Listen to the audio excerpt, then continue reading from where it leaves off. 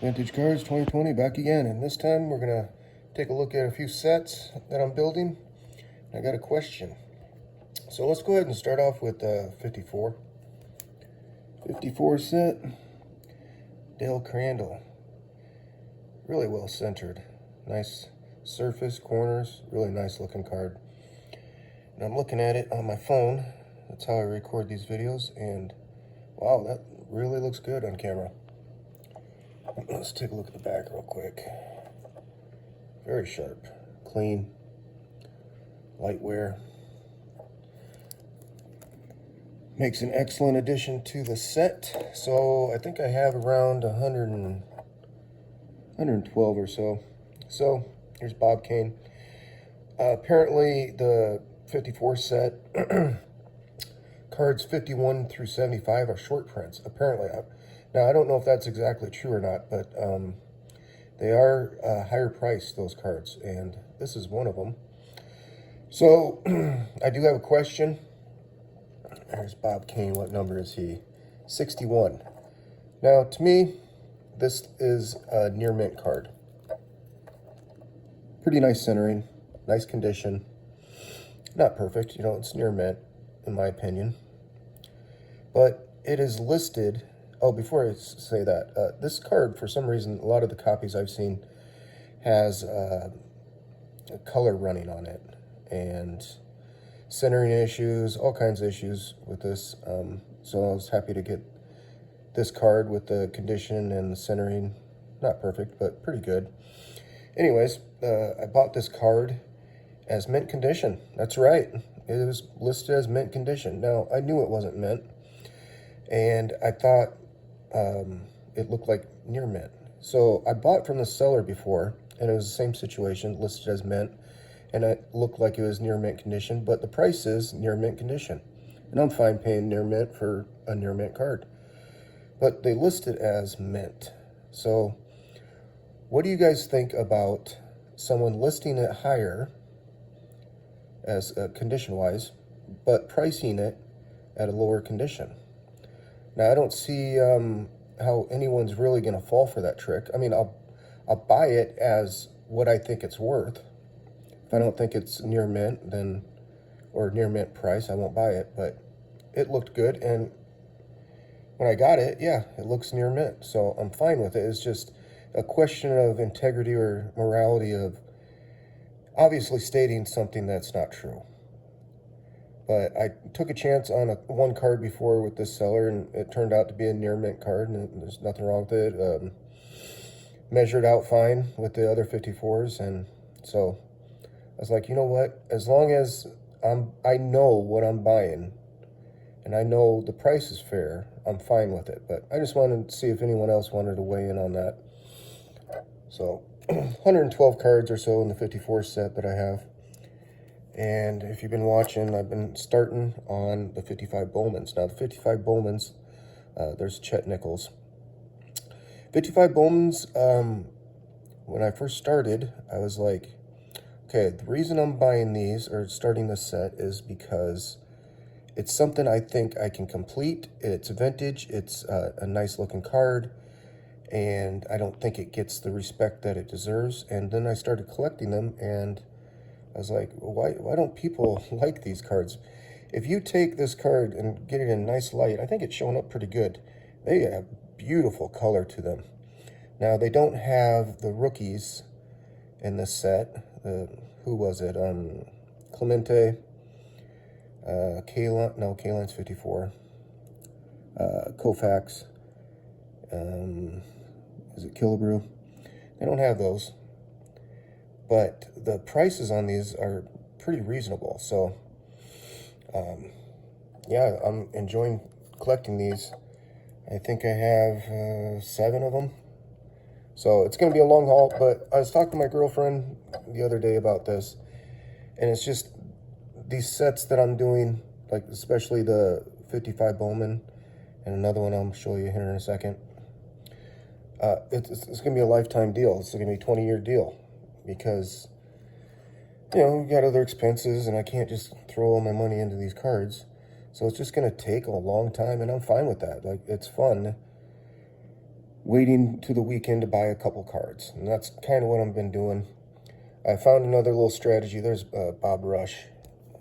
Hope these are coming out pretty good. I think they are. I think that's Russell Meyer. Let's see real quick. Yeah, Russ Meyer. I found a little strategy. Probably a lot of you already know about it. Going Greg Morris and just put a low bid on. And put a low bid on a few cards and some of the, if you're set building, and maybe you'll pick up a few. And it's really good for someone just starting out. You might be able to land a couple.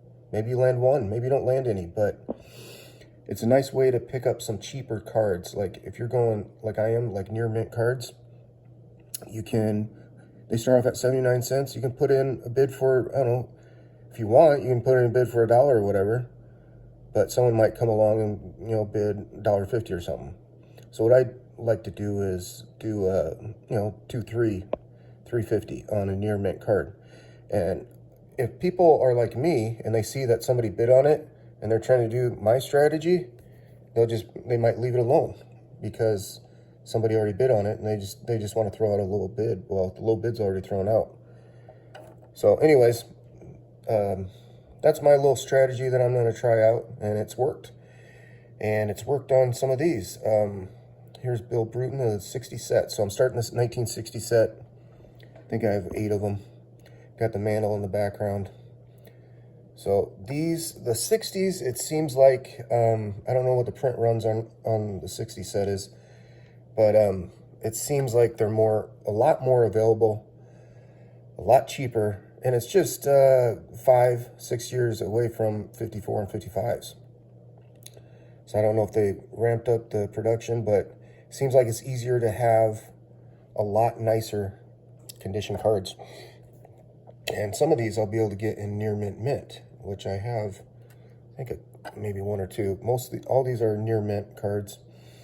Russ Nixon. I think these last 2 I showed, I was able to use that strategy of throwing on a low bid, and I got them.